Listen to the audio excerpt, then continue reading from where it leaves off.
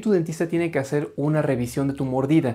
Muchas veces el paciente nos va a decir cómo fue que se provocó este problema, porque si observamos que en la boca tienen todos los dientes así lastimados, es muy probable que sea por el bruxismo. Pero si vemos que ocurre solamente en 2 o 3 dientes en la boca, quiere decir que probablemente su mordida esté equivocada y la fuerza excesiva se encuentre en esos dientes que están teniendo este tipo de lesiones. Yo, por ejemplo, tengo también afracciones, pero me sucedió cuando tuve ortodoncia. Como los dientes se van moviendo de lugar poco a poco, hay puntos en los que empiezan a tener este tipo de contactos prematuros y ahí sucede este tipo de afracciones.